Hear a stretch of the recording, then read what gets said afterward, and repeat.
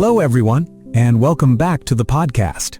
Today, we're talking about something that holds so many learners back, and the title says it all. Stop making excuses and start learning English today.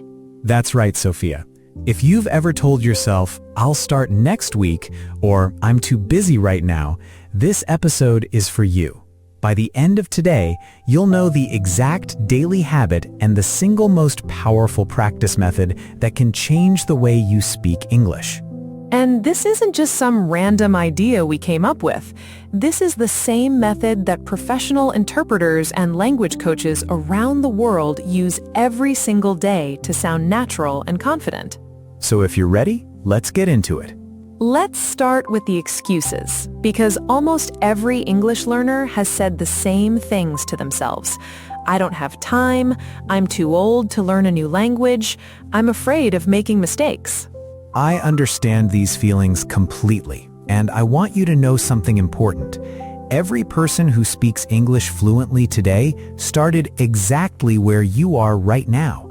Nobody was born speaking perfect English. That's such an important point. Learning English isn't about talent, it's about showing up again and again, even in small ways. Even 5 minutes a day is better than 0 minutes, and that's the first habit we want you to remember today. Small, consistent practice beats long practice that only happens once in a while. Think about it this way. If you practice for just 10 minutes every single day, that adds up to more than 60 hours in 1 year. That's real progress, and it happens quietly, without any pressure at all. So the excuse of not having enough time actually disappears once you understand this. You don't need hours, you need minutes used the right way every single day. Let's go a little deeper into these excuses, because I think it'll help many of you listening right now. The first one is fear of making mistakes. This is so common, and honestly, it used to hold me back too when I was learning new skills. But here's something worth remembering. Native speakers make mistakes in their own language all the time, and nobody judges them harshly for it. Exactly. When you speak English and make a small error, most people aren't judging you. They're simply listening to what you want to say, and they respect that you're trying in a second language. The second excuse is age. People say, I'm too old to learn English now. But real stories from learners around the world show us again and again that adults can absolutely learn new languages and become confident speakers. Age might change how you learn a little, but it doesn't stop you from learning. Adults actually have an advantage because you already understand grammar patterns and learning strategies better than a young child does. The third excuse is not having anyone to practice with. That used to be a real problem years ago, but now you have podcasts like this one, you have language exchange apps, and you have a method called shadowing, which means you can practice speaking even when you're completely alone. That's actually one of the most beautiful things about shadowing. You don't need a partner, you don't need a classroom, you just need your own voice and a few minutes of focus every day. So right now, let go of whichever excuse you've been holding on to. It doesn't serve you anymore. What serves you is action, even small action, starting today. And believe in yourself for a second, because if you've understood everything we've said so far in this episode, that already proves your English is working. You're already learning right now, just by listening to us. That's a great point. Understanding is the first half of fluency, and you're already doing it, just by staying with us this far. I also want you to picture something for a moment. Imagine 3 months from now, and you're having a real conversation in English without stopping to translate every word in your head. That future is closer than you think, and it starts with what you do today, not tomorrow. I love that picture, Sophia. And the beautiful thing is, you don't need a big dramatic change to get there. You just need to replace the excuse with one small action every single day, starting right now. Now let's talk about the most powerful tool we want to share with you today. It's called shadowing. and it might be the single best habit for learning English that exists. Shadowing sounds simple, but most people use it the wrong way, and that's actually why so many learners try it once, feel confused, and give up, thinking it doesn't work for them. But here's the truth. When shadowing is done correctly, it trains your ear, your mouth, and your confidence, all at the same time. It's like a workout for your English speaking muscles. In the next part, we're going to break down exactly how to shadow the right way, step by step, so you never fall into that common mistake again. We'll also walk through 2 useful vocabulary examples for everyday conversations, plus 2 speaking practice examples using shadowing, so you can actually feel this method working for yourself. Stick with us, because what comes next is where silent learners turn into confident speakers, and that transformation could start with you, starting today. We're glad you're here with us. Let's keep going together. We promise to show you exactly how to shadow the right way. So let's get straight into it, step by step. Shadowing has 4 simple steps, and once you know them, you'll never do it the wrong way again. Step 1. Choose a short piece of audio, just 1 or 2 sentences, spoken at a speed you can actually follow. Step 2. Listen to it one time, all the way through, without trying to speak at all. Just let your ears absorb the rhythm and the sound of the sentence. Step 3. Play it again, and this time speak along at the exact same time as the recording. Try to match the speed, the rhythm, and the rise and fall of the voice, almost like you're becoming that voice for a few seconds. And step 4. Do it again and again, maybe 5 or 6 times, until it starts to feel automatic, almost like the sentence is living inside your mouth. Here's something that might surprise you. This exact technique is one of the secret tools professional interpreters use to build the incredible speed and fluency you see in their work. They shadow speeches and interviews for hours to train their ear and mouth to move together. And you don't need hours. Even shadowing for 10 or 15 minutes a day with just 1 or 2 sentences builds that same skill over time. It's not about the amount of time. It's about doing it consistently and doing it correctly. Here's the part most people get wrong. They try to think about grammar or translate the sentence in their head while they shadow. But shadowing isn't about thinking, it's about copying sound, the same way a child learns their first language, by listening and repeating, long before they understand any grammar rules. That's exactly why this method works so fast. You're training your mouth and your ear together, not your brain's translation button. And that's also why it feels a little strange at first, because you're not used to speaking without stopping to think first. Give yourself permission to feel a little awkward in the beginning. That awkward feeling is actually a sign that you're building a brand new skill, and every confident speaker you admire went through that exact same stage. Now let's bring in some vocabulary you can actually use today, because we always want this podcast to be practical, not just theory. Our first phrase is give it a shot. It means to try something, even when you're not sure it'll work. For example, you could say, I've never tried shadowing before, but I'll give it a shot. That's a perfect phrase for exactly what we're teaching today. Our second phrase is get the hang of it. It means to become comfortable with something after practicing for a little while. You could say, shadowing felt strange at first, but I got the hang of it after a few days. Notice how natural these phrases sound in real conversation. This is the kind of everyday English that makes you sound confident, not just correct. Let's put both phrases into one small story, so you can see how naturally they fit into real life. Imagine your friend invites you to a language exchange meetup, and you feel a little nervous. You could say, I'm a little nervous, but I'll give it a shot. And after your first meetup, you might say, that was easier than I expected. I think I'm getting the hang of it already.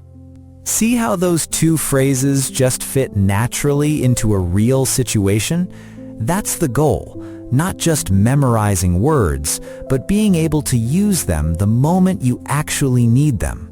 Now, let's actually practice shadowing together, right here, right now, even if you're listening on the street or in your kitchen. Here's our first sentence, so listen carefully. I can learn English, and I am getting better every single day. Now, let's say it slowly, one more time, so you can really hear each word clearly.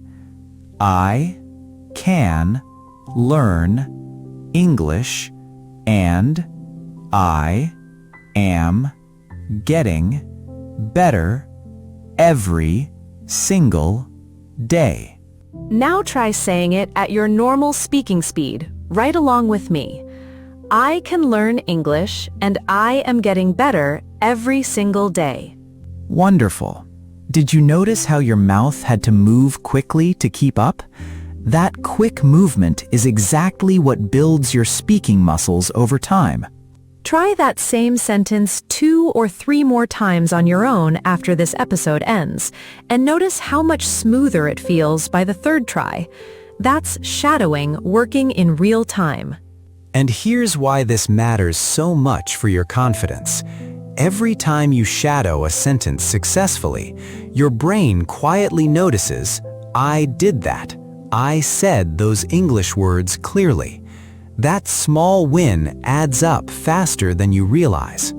It's the same feeling as lifting a weight that felt heavy the first time, and then noticing it feels lighter after a week of practice. Your mouth and your brain are muscles too, in a way, and shadowing is how you train them. This is just the beginning, though, because in the final part of this episode, we're going to give you a second practice sentence, one that's a little more advanced, plus the one daily habit that ties everything we've taught you together into a routine you can actually stick to. We'll also tell you exactly what to expect once you start speaking more, because there's a new challenge waiting for you, and we don't want it to catch you by surprise. So don't stop here. The most valuable part of this episode is still ahead of you. Stay with us, because we're just getting started. Welcome back for the final part of today's episode. Let's start with that second practice sentence we promised you. This one a little more advanced than the first. Here's our sentence. Listen first. Every single day, I am becoming more confident, and I am not afraid to make mistakes anymore. Let's break it down slowly first, so every sound is clear. Every single day, I am becoming more confident, and I am not afraid to make mistakes anymore. Now say it with me at a natural speaking speed. Every single day, I am becoming more confident, and I am not afraid to make mistakes anymore.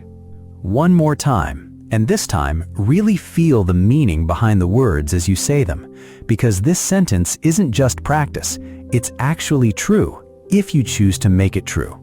Every single day, I am becoming more confident, and I am not afraid to make mistakes anymore.